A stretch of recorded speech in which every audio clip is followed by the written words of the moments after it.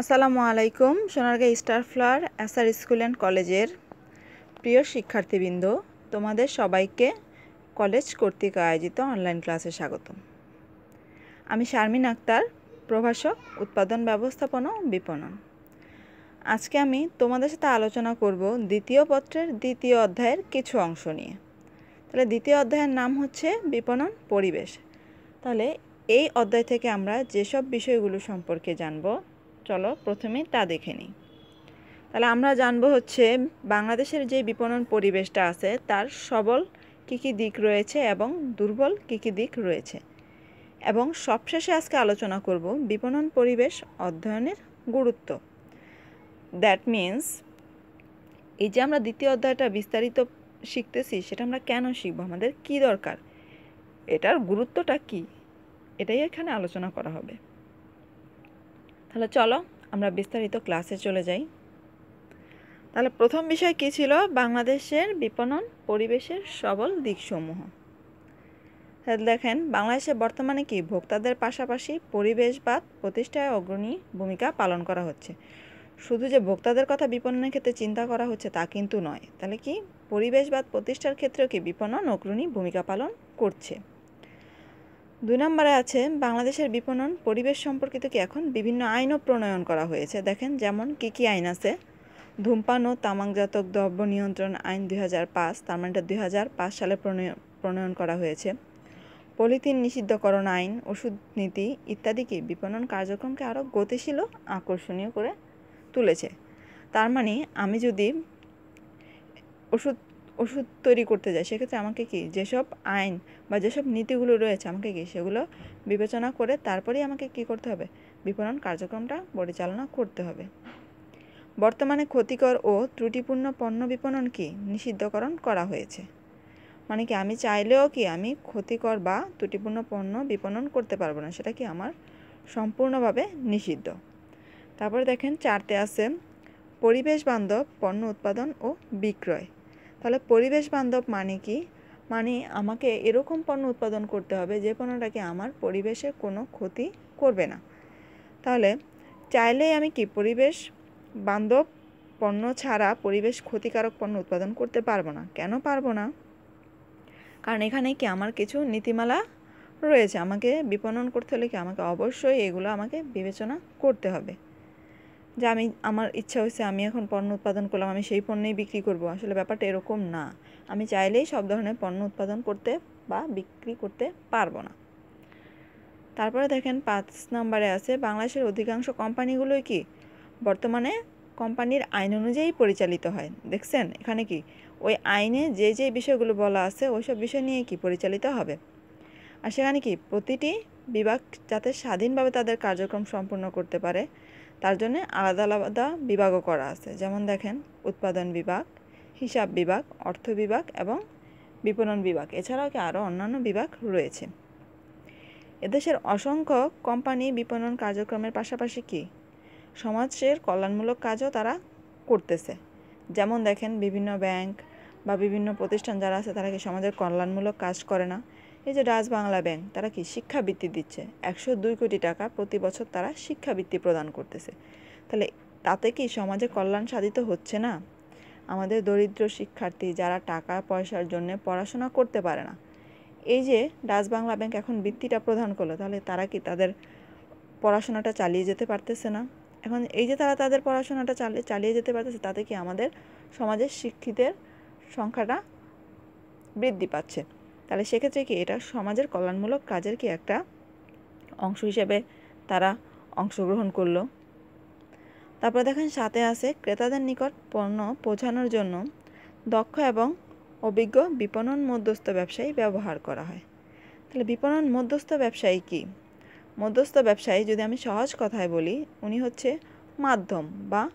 মাধ্যম হিসেবে কাজ করে। মানে আমার প্রতিষ্ঠান থেকে আমার উৎপাদিত পণ্যটা ক্রেতার নিকট এনে পৌঁছে দেয়। তাহলে এখানে দেখেন প্রতিষ্ঠানের সাথে কিন্তু আমার ক্রেতার সরাসরি কি যোগাযোগটা হচ্ছে না। তাহলে কার মাধ্যমে হচ্ছে? এই যে বিপণন মধ্যস্থকারী যিনি আছেন ওনার মাধ্যমে হচ্ছে। তাহলে এখানে এই বিপণন মধ্যস্থকারীকে কি দক্ষ এবং অভিজ্ঞ বিপণন মধ্যস্থকারী ব্যবহার করা হয়। তাতে কি আমার কার্যক্রমটা আরও সুন্দর হবে না?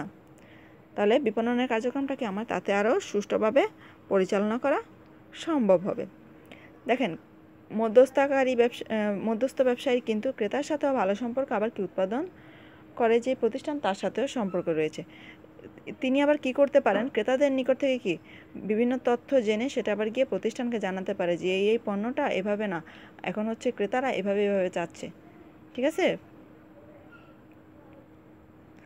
তারপর 8 নম্বর আছে, প্রতিযোগী কোম্পানির চেয়ে অনেকেই আরও উন্নত মানের পণ্য তৈরিতে আগ্রহ প্রদান করছে। এটা তো অবশ্যই, আমরা সবসময় আমরা কি চাই, আমার প্রতিযোগী যে কোম্পানি আছে তার চেয়ে ভালো কিছু করার জন্য। এখন আমি যদি প্রতিযোগী কোম্পানির চেয়ে উন্নত মানের পণ্য তৈরি করতে না পারি, তাহলে আমার এখানে দেখেন কি সমস্যাটা হবে। তাহলে কি আমি প্রতিযোগিতায় টিকে থাকতে পারবো? টিকে থাকতে পারবো না। এখন কেন টিকে থাকতে পারবো না? কারণ আমার যেসব ক্রেতা বা ভোক্তা আছে তারা কি করবে, দেখবে যে আমার কোম্পানির পণ্যটা কি মানসম্মত না বা উন্নত মানের না। তার জন্য তারা কি করলো, তারা আমার প্রতিযোগী যে কোম্পানি আছে তাদের কাছে গিয়ে তাদের পণ্যটা কিনতে বেশি আগ্রহ দেখাবে। সেজন্য আমাকে কি করতে হবে, সবসময় আমার প্রতিযোগী কোম্পানির যেসব পণ্য আছে ওই দিকটা বিবেচনা করে তাদের চেয়ে ভালো মানের পণ্য দেওয়ার চেষ্টা করতে হবে। তারপরে 9 নম্বরে আছে, ক্রেতাদের চাহিদা বৃদ্ধি পাওয়ায় পণ্যের উৎপাদন এবং বিক্রির পরিমাণ বৃদ্ধি পাচ্ছে। আচ্ছা, ক্রেতাদের যদি পণ্যের প্রতি চাহিদা না থাকে তাহলে কি আমার পণ্য উৎপাদনের কোনো দরকার পড়বে না। তাহলে যখন ক্রেতারা যত বেশি চাহিদা দেখাবে আমার কি উৎপাদন আমার ততই বাড়াতে হবে। এখন উৎপাদন বাড়ার ফলেই কি বিক্রি বৃদ্ধি পায়? আসলে কিন্তু উৎপাদন বৃদ্ধির ফলে বিক্রি বৃদ্ধি পায় না। এখন আমার কোম্পানি আমি 100টা কলম তৈরি করে রাখলাম, কিন্তু আমার 100 জন কি আমার কাস্টমার বা ক্রেতা নাই। কিন্তু তাহলে বিক্রির পরিমাণ বৃদ্ধি পাচ্ছে কীভাবে? দেখেন, ক্রেতার চাহিদার ফলে কিন্তু বিক্রির পরিমাণ বৃদ্ধি পাবে। এখন বিক্রির পরিমাণ আমার যেহেতু বৃদ্ধি পাচ্ছে, তার উপর ভিত্তি করে কি আমাকে পণ্য উৎপাদন করতে হবে। যে আমার বিক্রি তো বৃদ্ধি হচ্ছে, আমার কাস্টমার এসে আমার কাছে কি পণ্যটা চাইতেছে, তার জন্য কি আমার উৎপাদনটা বাড়াতে হবে। আর আমি যদি উৎপাদন আমি যতই বাড়াই, ওটার সাথে কিন্তু আমার বিক্রয় বৃদ্ধি পাবে এরকম কোনো কথা নাই। এখন আমার যখন চাহিদা বৃদ্ধি পাবে তখনই কিন্তু আমার ওই অনুযায়ী আমাকে উৎপাদন করতে হবে এবং কি আমার বিক্রির পরিমাণ বৃদ্ধি পাবে। তারপরে 10 নম্বরে আছে হচ্ছে, প্রযুক্তিগত দিক থেকে আমাদের দেশটা ততটা পিছিয়ে নেই। প্রযুক্তি কি এদেশের মানুষের জীবনের ধাঁচকে বদলে দিচ্ছে। তাহলে এই যে বিপণন, এখানে কি প্রযুক্তি একটা প্রভাব ফেলতেছে। সাংস্কৃতিকভাবে এদেশের মানুষের বিশ্বাস মূল্যবোধ প্রায় কি একই রকম হয়। বিপণন কার্যক্রম পরিচালনা করা কি তুলনামূলকভাবে সহজ। তার মানে একটা প্রতিষ্ঠান তাদের যেই বিপণন কার্যটা পরিচালনা করবে সেটা কি একটা রকম বা একটা ধরনের বিপণন কার্যক্রমটা দিয়ে কি তারা এটা সহজেই পরিচালনা করতে পারতেছে। আমাকে কি বিভিন্ন ধরনের কার্যক্রম খুব বেশি গ্রহণ করতে হচ্ছে না। কেন হচ্ছে না? কারণ আমাদের দেশের মানুষের কি বিশ্বাস মূল্যবোধ প্রায় একই রকম। যদি বিশ্বাস মূল্যবোধে যদি আমার অনেক বেশি পার্থক্য থাকতো, তাহলে আমার কি করতে হতো, আমার একই বিপণন কার্যক্রম দিয়ে আমি কি আমার এই দুই ধরনের মানুষকে বা বিভিন্ন ধরনের মানুষকে আমি কি করতে পারতাম না, কনভিন্স করতে পারতাম না। তাহলে যেহেতু সবার মূল্যবোধ এবং বিশ্বাস একই রকম, তার জন্য কি আমি একই কার্যক্রম দিয়ে সবাইকে কনভিন্স করতে পারতেছি।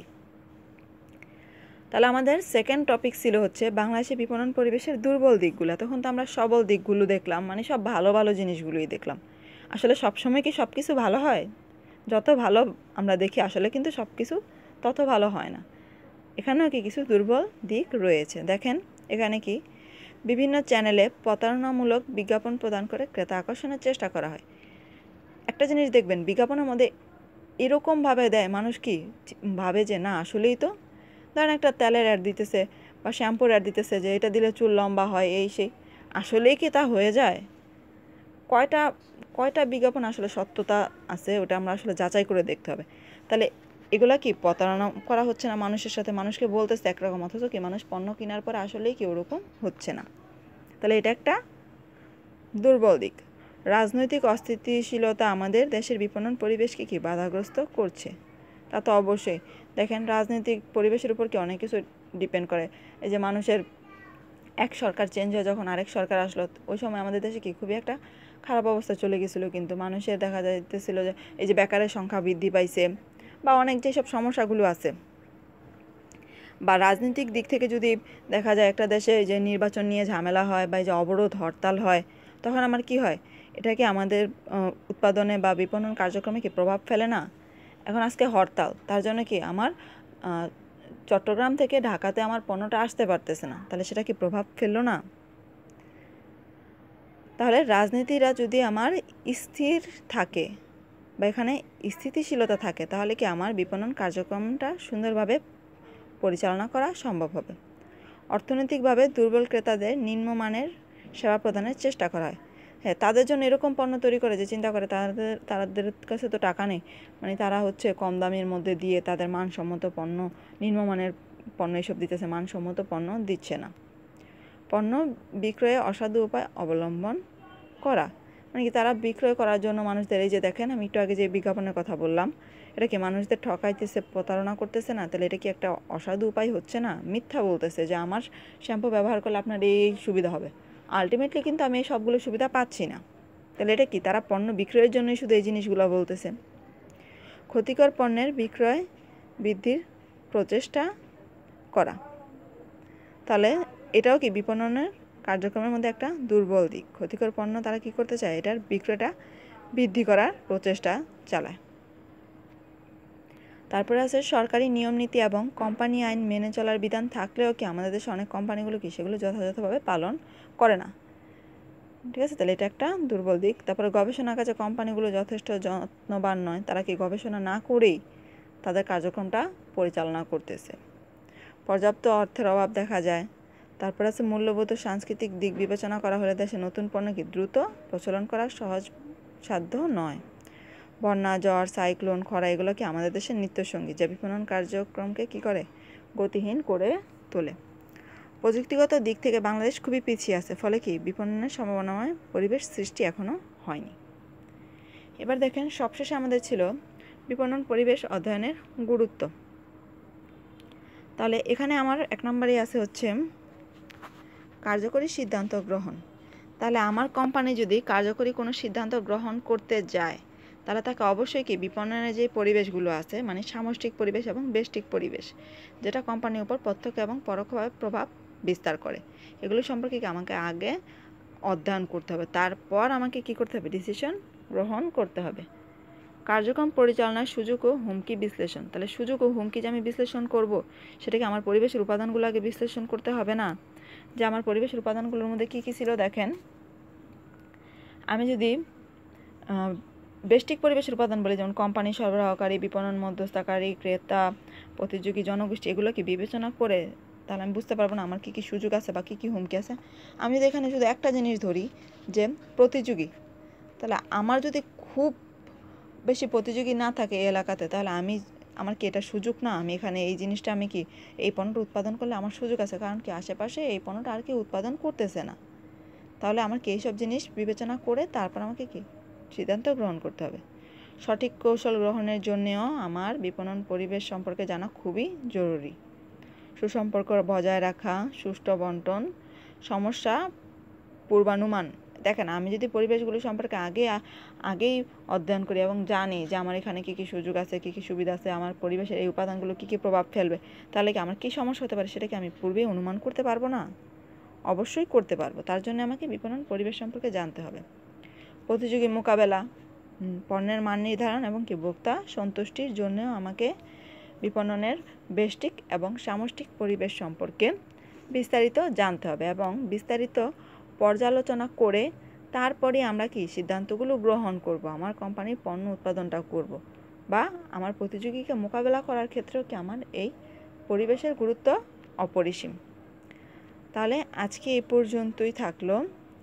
বাড়ি কাজ হচ্ছে লিখবেন 20টা ছোট প্রশ্ন। এই অধ্যায়ে যে পার্টগুলো পড়ালাম এগুলো ভালোভাবে রিডিং করবেন, পরে হচ্ছে 20টা ছোট প্রশ্ন লিখে আমার পার্সোনাল হোয়াটসঅ্যাপ নাম্বারে পাঠিয়ে দেবেন। তাহলে আজকে এই পর্যন্ত, সবাই ভালো থাকেন, সুস্থ থাকেন। আল্লাহ হাফেজ, আসসালামু আলাইকুম।